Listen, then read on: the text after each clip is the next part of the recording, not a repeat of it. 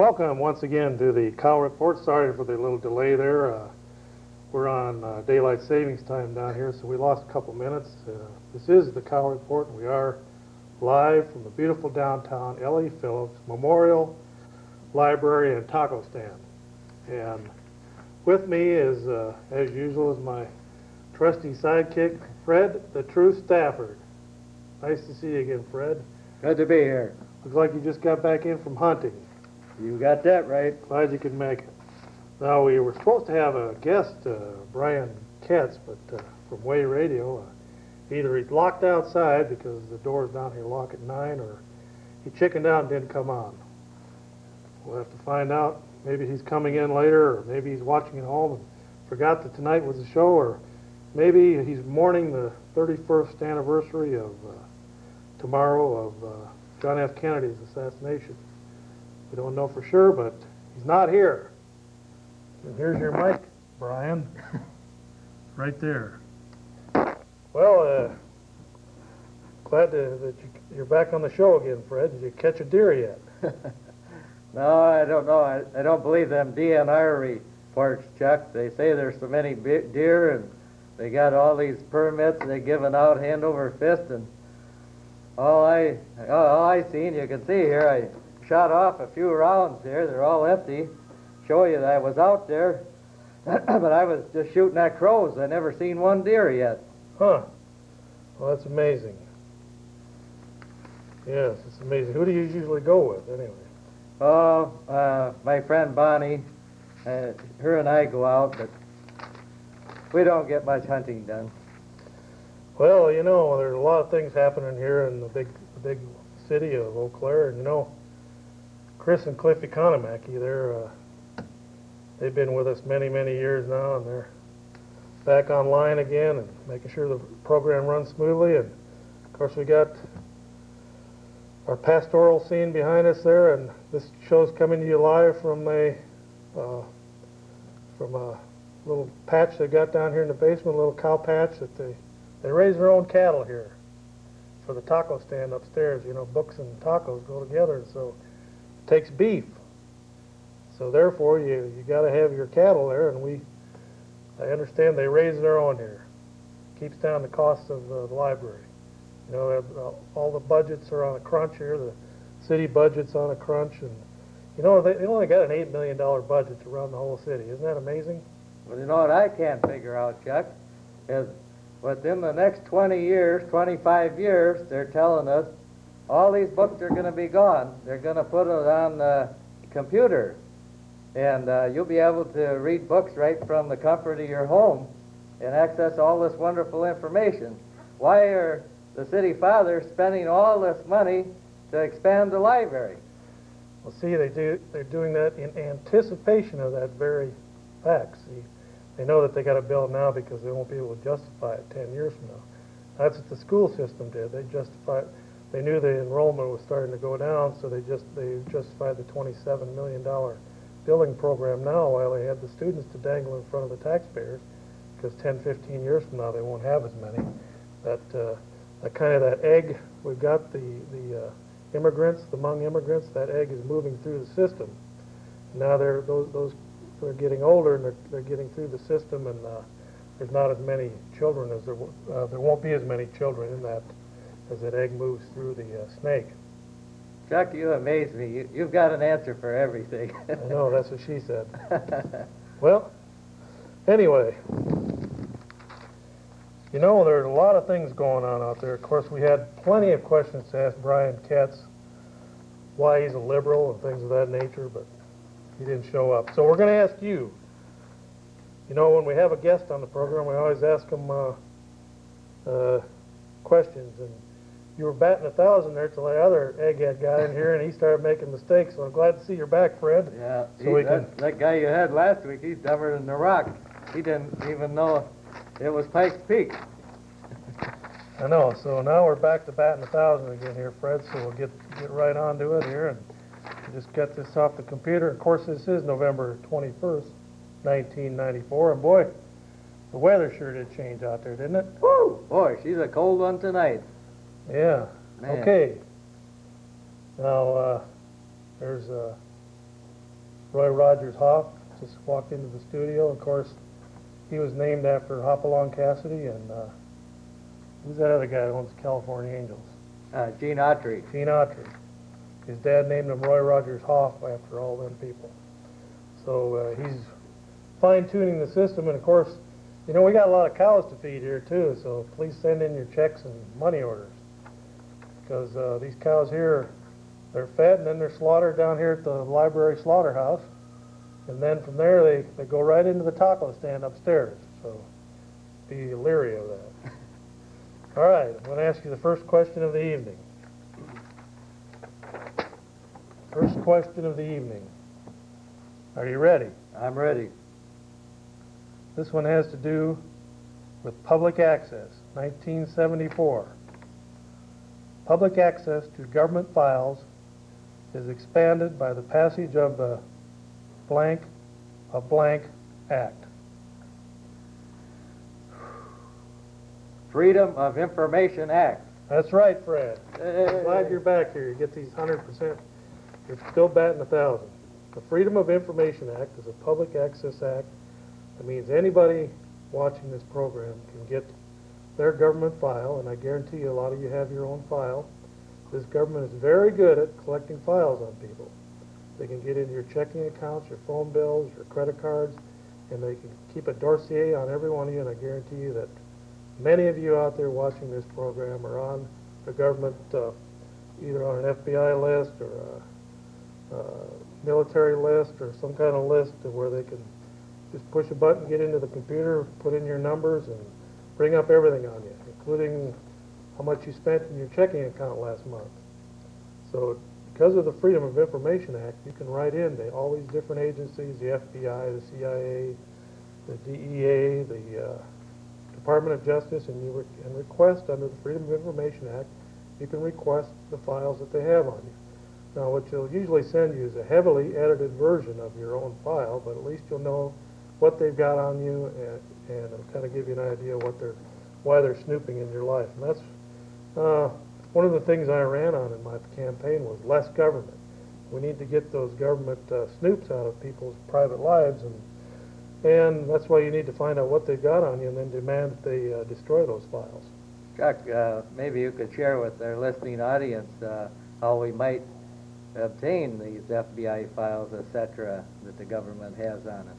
Well, you got to get the address of the best place to write for this is where they would have them centralized. It would be in Washington, and you need to write to that agency, write a letter, and in the letter say that you're requesting the file, give your name, your social security number, you're requesting your file under the Freedom of Information Act, and I'm pretty sure that's how you word it, but you might want to check with a local American Civil Liberties Union or some lawyer. But I'm pretty sure that you just write a letter, you give your name, address, your date of birth, and your social security number, and ask that agency under the Freedom of Information Act to give you that information that they have on you. The library might be a good start. They could provide the address for us folks. Sure. All right. Or you can just look in the phone book under United States government and call the local government agency, and they'll give you the address or phone number of the national agency. All right. Recently here, Fred, we had we got a couple calls there on the people eagerly awaiting too. You know, there's some other things that are heating up here too. You know, as you know, the Republicans are poised to take over the Congress here in January. What do you think about that? I think that's wonderful. We needed a big shake-up in this country, Chuck. Well, it ain't going to be as big as you thought it would be. There's a lot of rhetoric out there, a lot of double talking. Newt Gingrich is talking out of all three sides of his mouth. And when he was asked the question about the pro-life issue, he brushed it off and said, we don't have time for that. So guarantee you people watching out there, Newt Gingrich is not going to be the savior as far as the pro-life movement. He's going to try and give you economic reforms, hoping that you'll forget about the social issues. And that's exactly what they've been saying now for the last few weeks. They were talking about it again today. They're not interested in the social issues. That's why they're trying to give you a school prayer amendment. Now, you know what that means? That means years and draconian measures to push that through state houses. I think something like 34 states have to pass it. It's the same as the ERA amendment, Equal Rights, that tried to pass years ago that, what's her name, Phyllis Schlafly stopped there in the ninth inning. But it's that same kind of amendment. It's going to have to go through all these state houses. It'll be bogged down for years. If they were truly concerned about your rights on these social issues, they would have those in the agenda for this first 100 or 200 days, and those issues would be brought in and voted on. But they want to give them to you in the form of an amendment, which basically is probably get bogged down and never get passed. So we're going to take our first call and see how the phones are doing tonight. Go ahead, caller, you're on the air. Hello? Hello? Hello. Yes. Like, what are you wearing that stuff for? Which? Who? Me or Fred? Like, both of you. What's that? What are you doing with that hat on your head? Who? Fred? No, you. This here hat? Yeah. It's the security hat. Can't you read it? No, we can't, actually. Can you get the other camera out there, Roy Rogers? The one camera. Oh, we don't have that. Oh. Well, you see the cows back there. We've been feeding those there. Can you read it now? Barely. M-N-O? NWO. Oh, it's not really clear. New World Order. Okay. With a slash through it. In other words, no to GATT. Write your congressman, your senator, and ask them to vote no in this lame duck session. Okay. Hey, Fred, what's going on? Hey, how you doing, buddy? Okay. Good to hear from you again. I haven't seen you in a long time. I've been kind of on the mend. Really? You feeling okay? I feel with my fingers today. What? I feel with my fingers. In other words, I'm feeling pretty frisky. Me too, buddy. Hey, hang in there, bud. Hey, Chuck, are those your three daughters behind you? Pardon? Are those your three daughters on the screen behind you? No, that's the library herd there. They raise those for the taco stand upstairs there. They've got a tax crunch, so they brought in these cattle to raise money for the library. All right. It's pretty innovative. Yeah, I see that. It's a new concept. Hey, Fred, take off that mask. Well, I don't care to tonight. As long as he's batting 100, we don't care what he looks like. So you guys going hunting this week or something? Yeah. I hope you wear something else other than that outfit. Otherwise you might get shot. Then we won't have any more shows like this to watch. I know. Okay, thanks, Chuck. All right, did you have a question? Oh, yeah. I guess not. All right, okay, there you have it. All right. Well, you know, last week we had a random caller call in about a new petition to the Wisconsin legislature for enactment of the initiative referendum law. Now, if you remember Wayne Laufenberg, he's that guy that ran against Dave Plombaum. Well, Wayne was talking about, you remember Wayne, don't you? Yes. Well, he was talking about an initiative referendum and basically saying, let the people decide. In other words, if you don't like what's going on in Madison, say now that the Republicans have taken over, I'm sure a lot of Democrats will be for this now. And before, when the Democrats controlled everything, a lot of Republicans are for it. But it's the right thing to do. The initiative referendum is a way of doing an end run, like in football, around the gridlock there. See, this is kind of like gridlock. The Democrats, this is the Democrats, this is the Republicans. They're in a gridlock. Now you can do an end run around them with the initiative referendum, where you can introduce laws through the ballot. Say you want to legalize marijuana. You can get 10,000 signatures or whatever it takes. It's going to take roughly 10, 15,000 signatures. You can introduce a bill and have it voted on in the next election. You can have it written up and then get your petition drive and turn in your signatures, and it'll be a bona fide vote on the ballot, and if it passes, that's state law. That's called the initiative referendum. In other words, it's creating law through the ballot box, especially with the gridlock down in Madison. Go ahead, caller, you're on the air. Hey, how's it going, guys? Okay. Hey, nice hand there you got. Hey, I got a question for you guys. Yeah. What do you think about the Packers and the Vikings? Which team do you think is worse? And what happens when all those cows behind eat all that grass? Anyways, do they like go home then, or? Well, no, this is right here along. This is, you know, there's an underground part of the library. We're in here. See? Yeah, and the cows are back there too, huh? See, so what they did was they bulldozed that out there this summer, and they made a pasture in there, and that's fake lighting. It's that fluorescent type lighting. It stays on day and night. So these cows produce day and night. So they produce the milk Really? and the meat for the tacos in the milk stand upstairs there. It's a new concept in the library as far as raising funds. Yeah, that's pretty cool. Say, Chuck, I'd like to answer this gentleman's question, if you don't mind. Yeah. Was your question, who's worse, the Vikings or the Packers? Yeah, that was one of them. Well, let me ask you, if we put it this way, let's pretend we're on the top of the Empire State Building, Huh? and you got an IRS agent up there, tax man, and you got a lawyer up there with the tax guy, and Yeah. the two of them jump off. Now, let me ask you, which one will hit the ground first? I don't know, Fred, which one? Well, who really gives a darn? Well, I don't know. I don't really know. That's a good question. Is it a darn or a damn? Well, this is the family show, so let's keep it. Oh, I'm sorry. Let's keep the. Hey, one more question for you, Chuck, and I'll hang up. All right. Who taped all them cows back there anyways? Because, man, they must have been really bored. See ya. Okay. Well, evidently that guy doesn't know reality. See that? See that? That's a real cow there. Moo! Moo! I can pet that cow and he won't even move. Those are tame cows, and they're the L.E. Phillips Memorial Library cows there. Got our own private herd now to make up the shortfall there between the Be budget. careful where you're rubbing there, Chuck. Between the budget and the what they actually need. All right.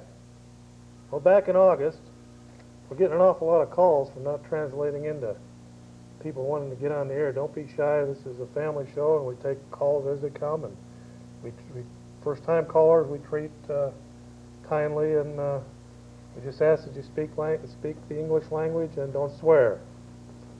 So we're gonna be mindful of that. All right. Go ahead, caller. You're on the air. Is this show about cows?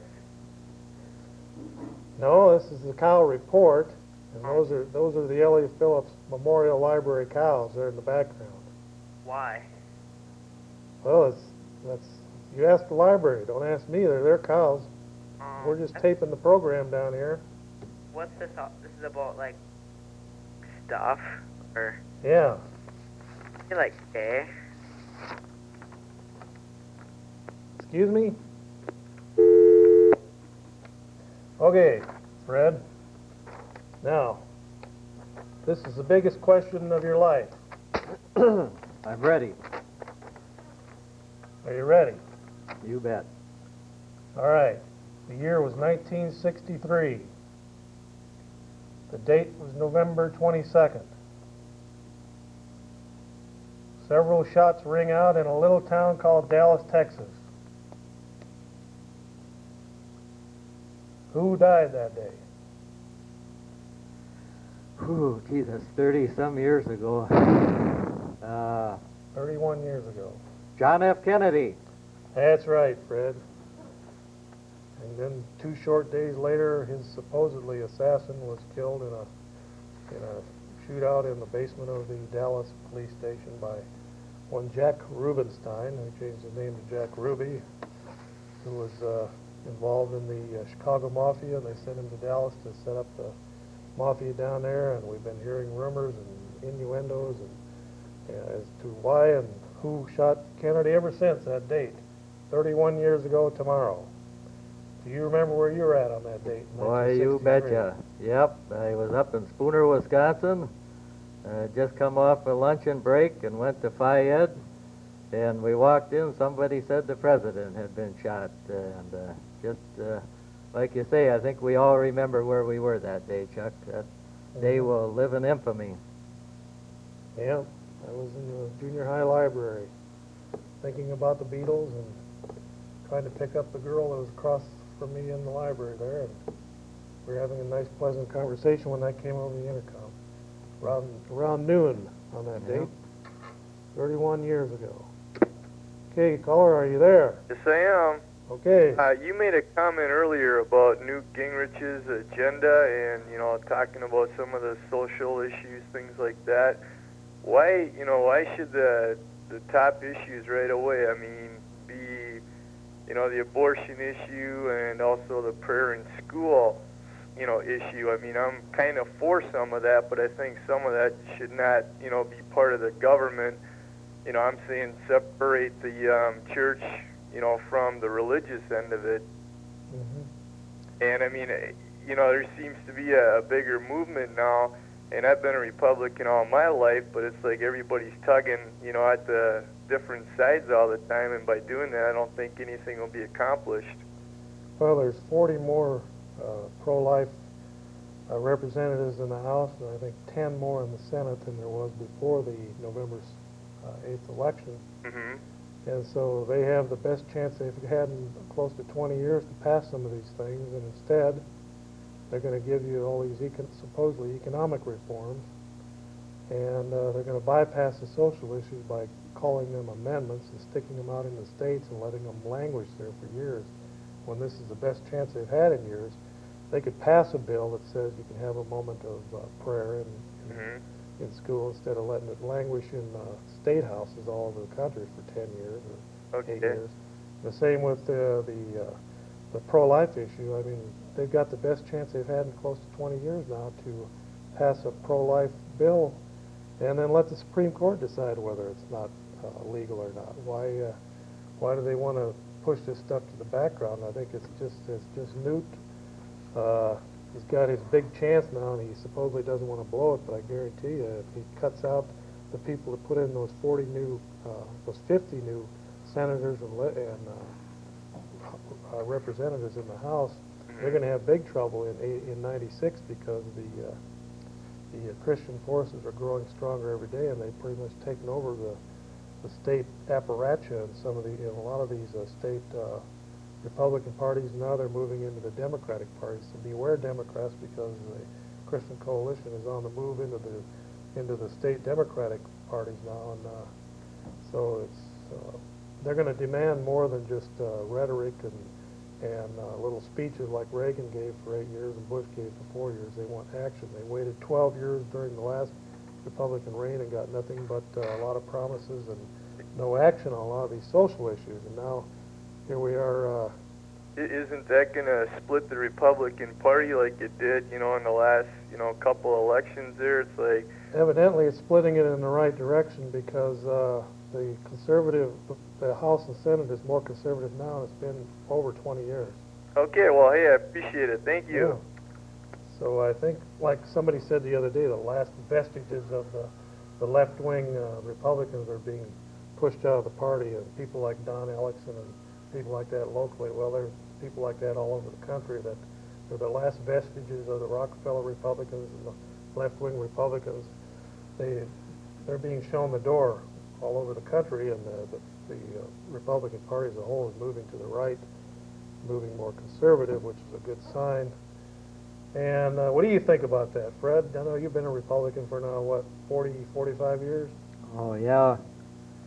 Well, I would like to see an end to the Republican and Democratic Party, and I'd like to bring back the party our forefathers fought for, and that would be the spirit of 1776. Yeah? You bet. We need the Patriot Party in this country. Shake up these rascals in Washington. Well, I know what you mean.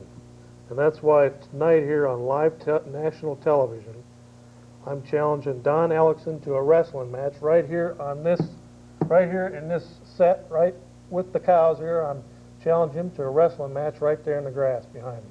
Don Ellison, the head of that CPR bunch here. I'm challenging him to a wrestling match right here on national television. Let's see if he's a man or a mouse. How about it if I referee that match, Chuck? That sounds good. By golly, I'll be fair. We can wrestle right there in the grass. And them cows are tame, they won't bother anybody. So let's see if you're up to the challenge, Mr. Ellickson. I'm challenging you to a wrestling match right here in the grass on national TV. You just name the date as long as it's a Monday. Okay, go ahead, caller. You're on the air. Yeah, can the guy in the red there take his mask off or not? I was out hunting this weekend and I got windburn pretty bad. I'm Windburn? afraid it might scare you a little bit if I took it off. What kind of sport is hunting anyway? You know, you go out there with a gun and the poor little helpless deer's got no gun, and you blow it away. Well, yeah, you got a good argument there. The people on the other side of the fence would say it's cruel to let them starve. So what do you do? Do either one of you have any unfulfilled sexual fantasies?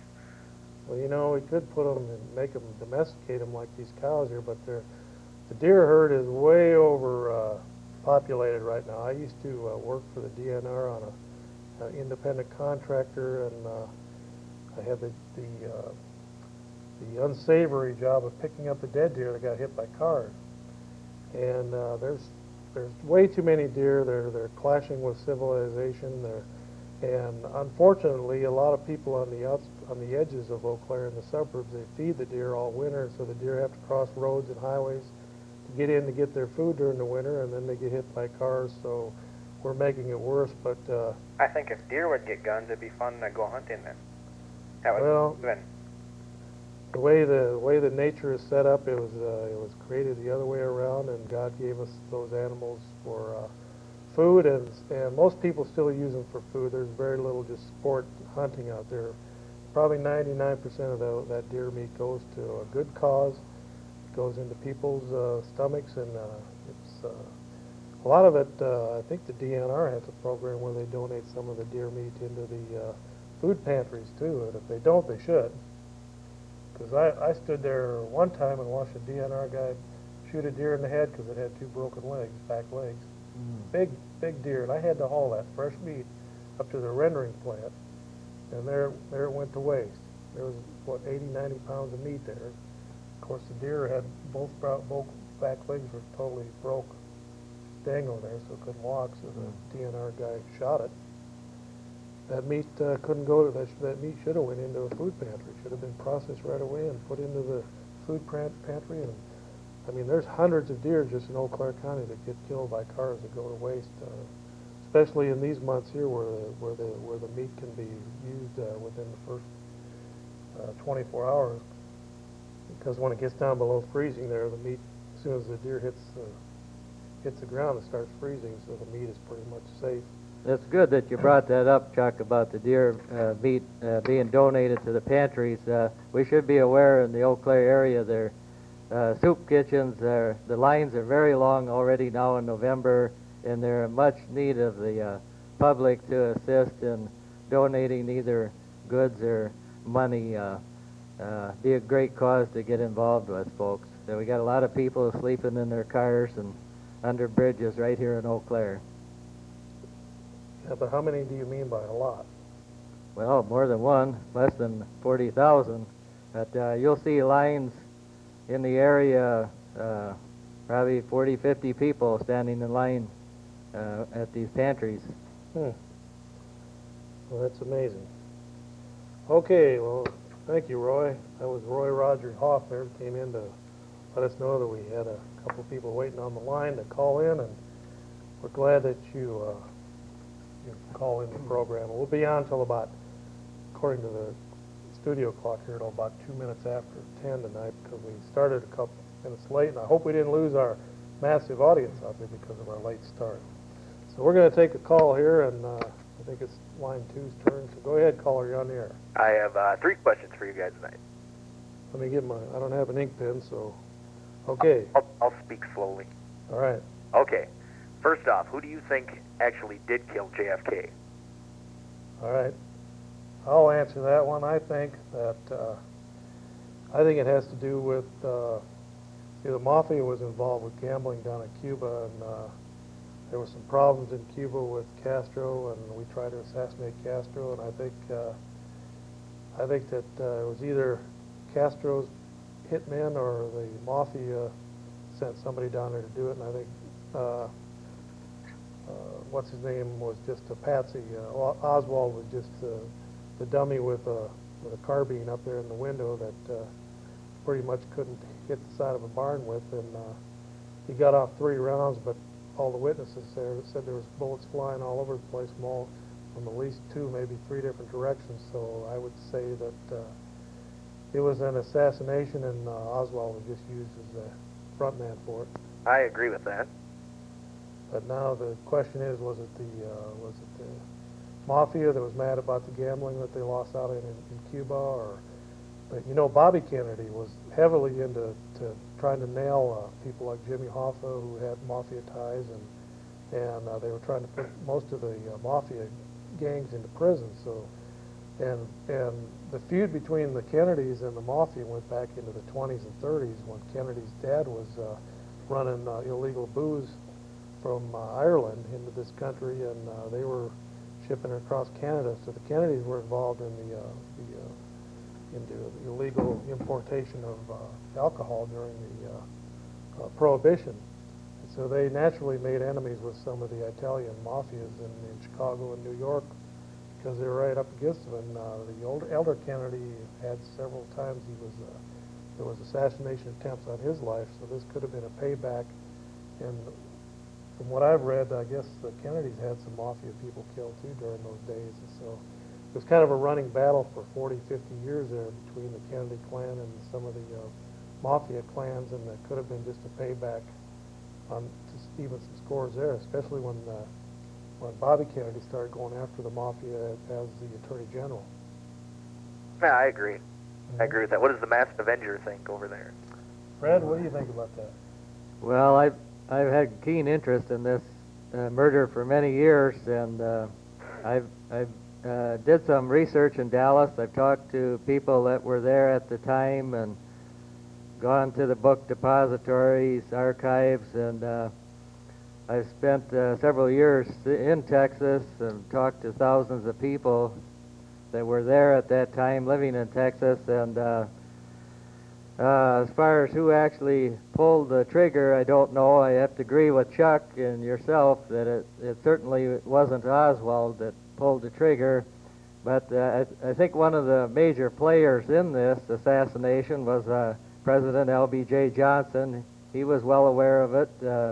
About 1 to 2 blocks before the gun was fired, LBJ crouched down into the back seat of the car there, or he was in the front seat. He ducked down, and it wasn't the gun wasn't fired for many seconds later. I think there was many players involved with this. It's a very complex situation, but it's similar to the Lincoln assassination, a giant cover-up, corruption of our government. I think maybe it was you because you're wearing a mask. Well, I've had, thank you, caller, for many questions. And baba booey to y'all. Okay. I've had people accuse me of the Kennedy assassination, but I was only 15 years old and I wasn't anywhere near Dallas on that day. I could prove where I was at. I was in the library of the junior high school, and I was only 15. I had nothing to do with it. Why would they accuse you? I don't know. Those rumors get started. Okay, we're going to have to ask you another question here. Since you're still batting 1,000, we got many callers lined up here. If you just wait a minute, we got to get another question in. Fred, to keep his 1,000% batting average intact, because you still are the only baseball game in town. The baseball strike is still lingering on there, even with Oral Hershiser, who's one of the main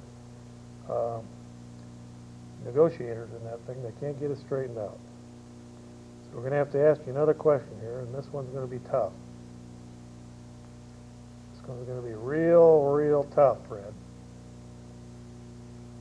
This is in 1877, on this date, November 21st, 1877, in Menlo Park, New Jersey.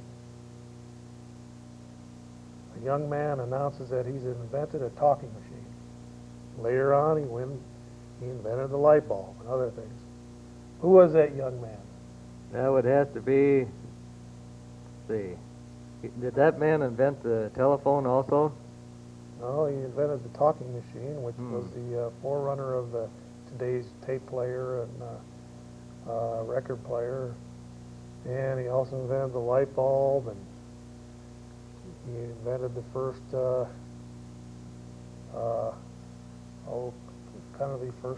forerunner of the tape player. Many, many times he tried to get that light bulb to work. He used many different kinds of filaments, and finally came down to the right one. And he was in Menlo Park, New Jersey, and he had nothing to do with the telephone. That was a few years before that. What's his initials? T-A-E. Thomas A. Edison. That's right, Fred. Boy, that was a tough one. Glad you squeaked through on that one.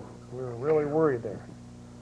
Well, thanks a lot, Fred. We're going to have to take another caller after that one. That was a close one. You almost ruined your perfect record there. Okay, caller, go ahead. You're on the air. Yeah, Chuck, I got a question for you. All right. Yeah. After a bill is approved in both the House and the Senate in identical form, and after debate, following debate, and it goes on to the President for his signature. Now, as I understand, the President can ignore the bill, not sign it, and after 10 days it becomes law.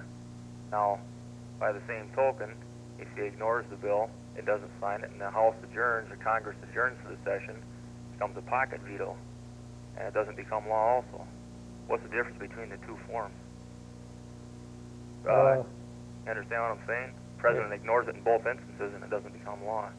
What differentiates a pocket veto from the... Well, I guess it would be that the pocket veto means that there's no way they could come back and do anything in that session since it convenes, and the other one where he didn't sign it but it does become law means that it could have went back and he didn't. He let it slide through, so they just go ahead and call that a law. Okay, I see. Hey, Dave, get a life. Thank you. There you have it, another fine example of the education system in the city of Eau Claire. And you know, the Eau Claire school system, you know, they need to start doing this here with the lighting, and they've got all these basements of these new schools that they've built. They're just kind of going to waste. They need to get in there and excavate this winter and create these fine grazing areas and raise their own beef cattle for the students, for tacos and pizzas and all that stuff, and hamburger. Just think of the thousands of dollars they could save the taxpayer. Hopefully somebody will bring that to the attention of that overpaid guy that's the superintendent of schools. What's his name? Fred? Oh, did you say something? I'm a little tired from hunting. All right, well, I think we got another... Did you hear this? I was reading the St. Paul Press over the weekend, Friday's edition, I believe it was, Chuck, and there was a story about a family of little kids over in Fall Creek that were, I guess the one little girl was denied her meal because the family owed a little bit on last year's luncheon, and this 7 or 9-year-old daughter wasn't allowed to have the food. The superintendent of the Fall Creek schools prevented her from eating lunch. Huh, it's amazing. When did that happen? Go ahead, caller, you're on the air. Yeah, I want to know if the masked Avenger is the common man. This guy? Yeah. That's I'm far from common, that's all I can say.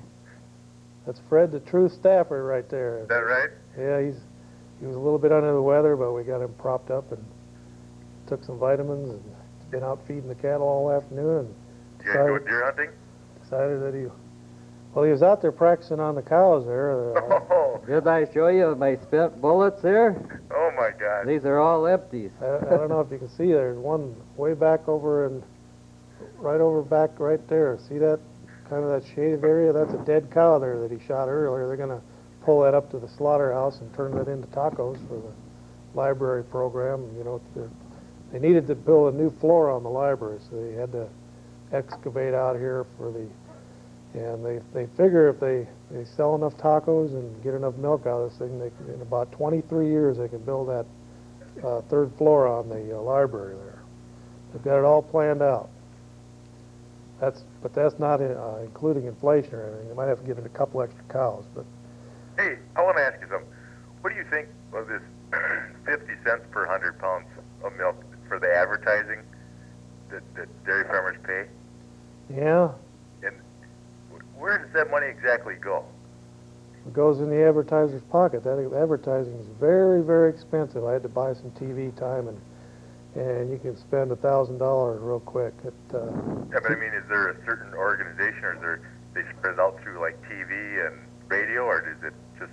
Yeah, I think they got like a dairy board or somebody that kind of decides where it goes. It gets spread out of radio, TV, and newspaper, and so it gets ate up pretty quick. Okay. Yeah. Thank you. All right. Bye-bye. You know, back on August 3rd here, I kind of been going through some old newspaper clippings and stuff, you know, Fred, because I was out on the campaign trail there for months. And so I came across one of these newspapers here, and here's what the headline says, as if these guys didn't know.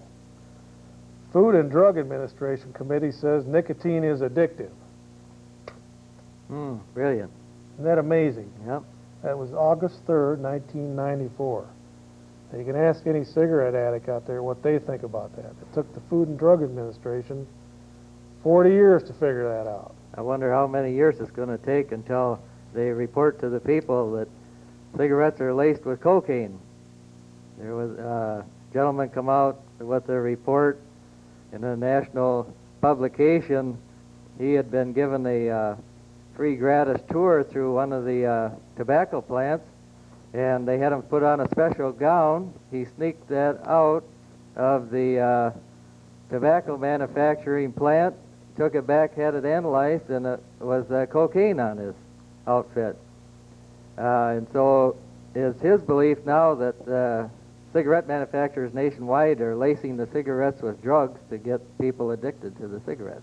Well, I don't know if they have to do that, Fred, because that nicotine is just as addictive as heroin. I was hooked on them things for almost 20 years. I quit once for 2 years and got right back into it, and finally I got off it. I've been off of them 8 years now, but those are very, very addictive.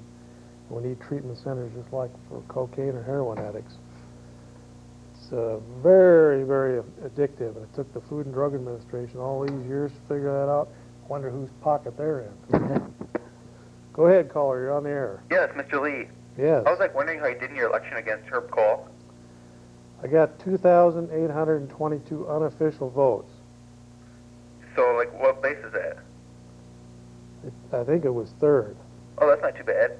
Yeah, for the party I ran under is about 1 year and 9 months old. Never ran any candidates other than a guy ran for president named Howard Phillips, but he was running as an independent in the state of Wisconsin 2 years ago. So under this as a matter of fact, we didn't even become a bona fide party till June of '94. So first time out of the chute here about 3 months after, well, June to now is about 5 months, I guess, 4 months. 5 months, that's pretty good for a brand new party, and we'll start electing people. It'll take a few years to build up the party, but Yeah, that's not too bad, I was going to say. we had one of our candidates get over 20,000 votes in the Secretary of State's race. Mm-hmm. What's that gold thing on your chest? This here is the Chinese symbol for peace. Okay. See how it shines? All right. See, we have all this artificial lighting for the cows to raise them back there. And see, there. See, we got two. They're really tame too. It's amazing. This one here. Most cows are. This one here hasn't moved the whole show. And I wanted to wrestle that guy. Yeah. Yeah, I wouldn't mind wrestling you, but it'd have to be in my bedroom. Well, I'm going to wrestle him right here on national TV. You know that him and two other idiots down there at the county board tried to pass that 0.5% sales tax again? Only 3 of them out of 28 or 29 members. They keep changing it. This isn't national TV, though. How do you know? Come on, we don't get this where I'm from. Where are you from? Milwaukee. Well, we're working on that. Okay, I got one final question for you. All right, you sure you don't want to ask Fred anything? Okay, Fred, I got a question for you. Shoot. Fred, what do you think about penguins? I don't. It's a shame. I think a lot about you, though, buddy. Say, I know you told us you were from Milwaukee, but you're not originally. I know that. How do you know? You want me to tell this national audience where you're originally from? Fred, it's a local audience. Well, I'm gonna. Okay. Tell him I'm not from Milwaukee. You're not from Milwaukee. You're originally from your mother. There you have it. And with that, we'll let that guy go, and we'll go to the next call. You know, Fred, it's amazing. Some of the questions people ask out there on national TV. Oh, it blows your mind. Well, we were going to have this guy on here. Roy, can you get a single shot there? Maybe we can get this guy up here. Nope, that's the wrong one there. This guy right here. His name's Brian Katz. He's on the, well, you ain't going to see it too well, but this is a newsletter from Way Radio. This guy was supposed to be on the show tonight. Now, he's on the show tomorrow morning, his show on Way Radio, 11:50 or 70, something like that, a.m. 6 in the morning till 9, if anyone gets up that early. Call him up and ask him why he didn't show up. Matter of fact, that's the same radio station that has Rush Limbaugh. Now, the question needs to be asked, why didn't he want to come on this national TV show? Is it because of the way he looks? There's a picture of him right there, Brian Katz. He's not that bad looking. He's been around Eau Claire for 20 years. Maybe it's part of the mystique. You know, those radio guys are afraid to come on TV, kind of crossing from one media to another. It's kind of a dialectical leap from radio to TV. Maybe he's just not ready to make that leap yet, Fred. Yeah, that's kind of scary up here. Okay. Go ahead, caller. You're on the air. Well, hello. Hey, is this Buck? No, this is John. I got a question for you, Chuck. All right. What is all that brown stuff there on Fred's head? Well, you see those cows behind you? I ask you. I'll tell you, it looks like he ran head first into the back end of one of them. Well, it's kind of hard sometimes to figure out which is the right end on them things. But these are pretty tame ones out there, and I do admit Fred did shoot one that's back there by that fence back in the back there, and we're going to have to drag that in here later and get it ready for the taco stand. Yeah. But, maybe he didn't wash his hands properly and kind of was combing his hair and just got carried away with it there. Yeah. Now I got another question for you. All right. Now I always see your signs up on my nightly leisure walk down there at the coin shop across from the post office there. Yeah. Is that place actually open? What? The coin shop. They actually sell coins there? Yeah. I never see no one in there. You don't? No. He does a lot of business in gold and silver and coins. Go in there. Really? He's got all kinds of stuff in there for sale. You can buy and sell gold and coins in there all day long. Diamond rings. Alrighty, that's all I got for you. All you got to do is go in there. It's not a front. It's an actual coin shop. Been there for a lot of years, I see. Yeah, there's money in that stuff. Money and stamps. Coins and stamps and postcards are the three main collectibles in this country. Well, I suppose all it takes is one person to go in there with one solid gold coin a day, and he's got her made, huh? Yeah, there's one of them gold coins is about $400 for an ounce of gold. I heard that the guy makes somewhere around $1 million a year in that little store. He don't have much overhead. Besides that, my sign is next door to the coin shop. Now, what's that place? Where I had my office at during the election. Is that place just an open lot? No, yeah, it's open now because the campaign's over. But the sign's still up. We're seriously thinking about challenging Gunderson again. If he keeps his promise and stays out of the race, that 3rd congressional district race is going to be wide open. You'll see about probably 7 or 8 Republicans, 4 or 5 Democrats, and 3 or 4 independents in there in 96. That's good to hear. I'm tired of Gunderson. Yeah, I think he's tired of Gunderson too. Well, thanks a lot. Yeah. Okay. Well, I got the latest conservative index of the final report of the 103rd Congress. It tells who was conservative and who was liberal. And I've been checking all these new faces that are showing up on this Newt Gingrich transitional team, and so far he's actually using conservatives. for his transition. This guy from Iowa, Jim Nussel, who's in charge of the transition and working with the new congressman, he has a 76% cumulative conservative rating by the New American. Now this Jim Leach character, the one that's supposedly going after Clinton in the Whitewater hearings, he's only got a 29% cumulative. So I still think he's just a front man to try and take us down the wrong road in this Whitewater investigation and kind of take us down a rabbit trail to nowhere. I think he's a plant from the Clinton administration to let that whole investigation fizzle out.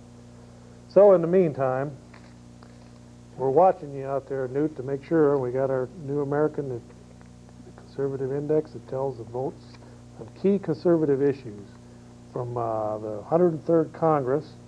This is the latest edition and gives the key votes. It's very informative. That's how I found out the way Gunderson was voting on a lot of these conservative issues. And Gunderson had a 50% conservative rating in this final edition. So in other words, he voted conservative 50% of the time and liberal the other 50%. And isn't that what you really want out of a congressman? Somebody that can't make up his mind. Half the time he's with you and half the time he's against you. Go ahead, caller, you're on the air. Yeah, Chuck, I was just curious what you thought of that situation with the woman that killed her 2 kids. Over there in Bosnia?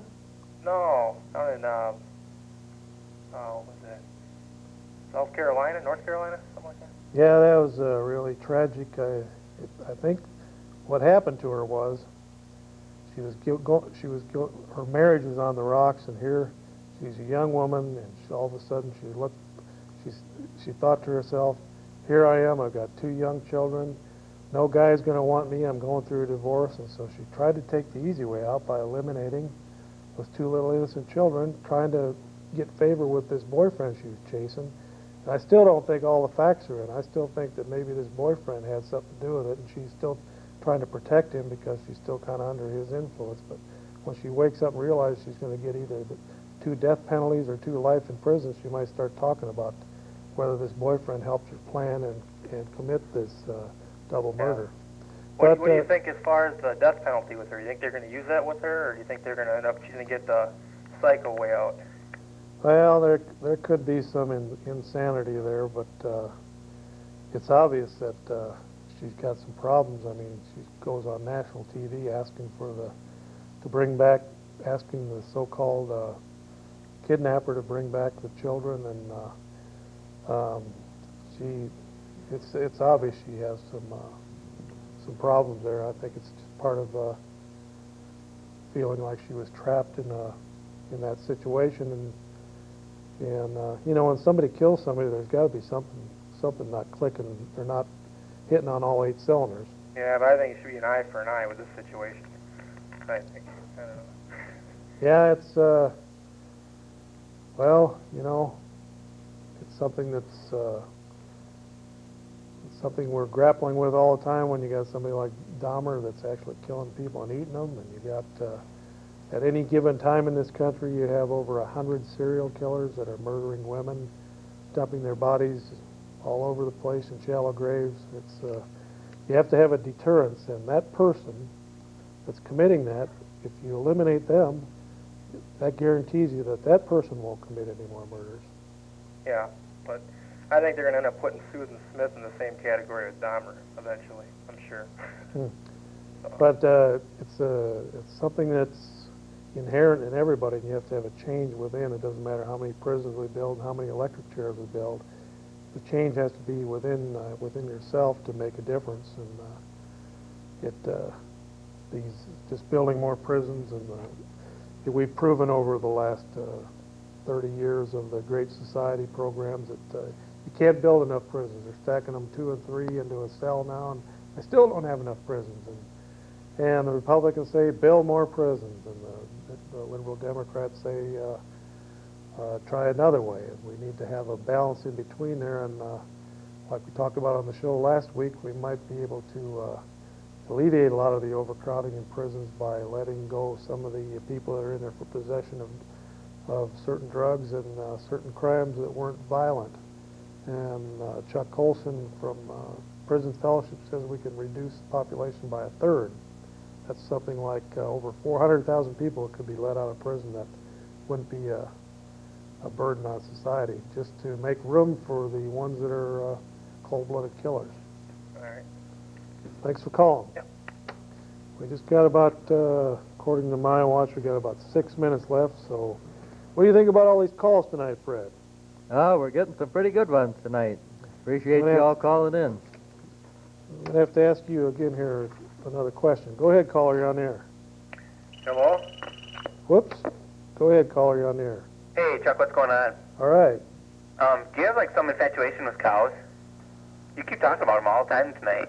Well, this is the cow report. I know, but, like, what's the deal with tacos, too? Well, where do you think that meat comes from? It's either rat meat or cow meat. I tend to think more it's rats. If you ever go to the Bell, it's rats. But cows are much bigger than rats, so wouldn't it be more economically feasible to raise cows and rats for taco meat? That's the way that the library has seen it.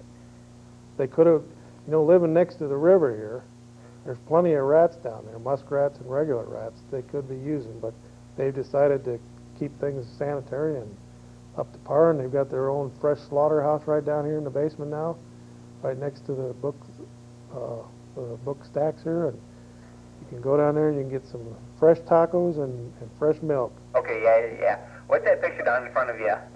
Where? Like right in front of you. This one? Yeah, what is that? That's a cow. Oh, really? More different than any cow I ever seen. Doesn't look like the ones behind you. It's an experimental Doesn't one. look like your daughter. It's an experimental one. It was experimenting with they wanted to create a cow that had a bigger head than a body, so that was the result of that, and that's how that was created. Okay, we've got a caller here. Hello. Yes. How you doing tonight? Were you eagerly waiting? Yes, I was. So, That's a scientific, that was one of the early experiments down here at the library in the genetics program, where they wanted to make a cow that had a bigger head than a body. that's pretty funny. And so they took a picture of that one, and that's what the new genetically that's the new genetic form of cowage. Hey, Chuck. Yeah. Did you win the election? No, we got 2,822 very strong votes. Yeah, I was one of them. I was voting for you all the way. All right, glad to hear that. Yeah, We came in you guys hunt? We came in a strong third. Fred, do you go hunting? You better believe it. All right, you guys get anything over the weekend? All I got was a windburn. I hear ya. Fred shot a cow tonight. We're going to try and see if we can get it tagged. There's no deer, so we got to shoot the cows in the backyard at the library. So, You can just raise so many cows down here. We're right up against the river there, so, we got seepage and we got plenty of water for irrigating down here. That's why the grass is so green there. So. yeah, Chuck, Yeah. what do you think about the cigarette factories and stuff? Well, I think if somebody's going to get smoking and get addicted, they need to sign a waiver saying that they're not going to be a burden on the people of the United States. If they want to be addicted to that stuff after all the warnings and all the scientific proof now that it's going to kill you, you and 400,000 other people that smoke are going to die this year. And the only way they can replenish those numbers is to go after the 8, 9, 10, 11, 12, 13, 14, 15, 16-year-olds, get them addicted into that stuff. So I think if you smoke past the age of 30, you got to sign a waiver saying you're not going to be a burden on the people of the United States because of your addiction.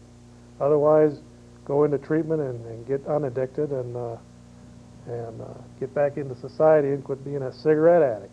Well, can I ask you a question? Can you tell everybody watching national TV that you've never had a cigarette? I've smoked for 20 years, and with that, I smoked for 20 years and I quit. I quit for 8 years. So with that, our 2 minutes over the limit's up. I'm glad we cut into Channel 13 News. Sometimes they need to be cut into. Of course, maybe there's a football game on the other program. But I want to thank you all for watching tonight on the Cow Report. I want to thank you for being back, Fred. And we'll see you right here on the Cow Report next time. Goodbye.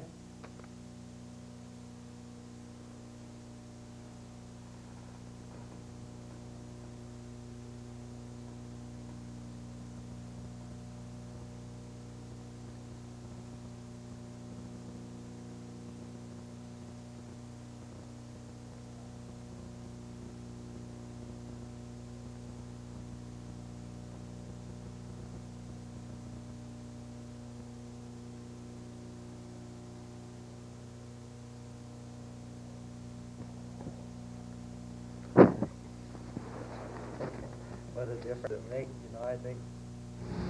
Oh, say can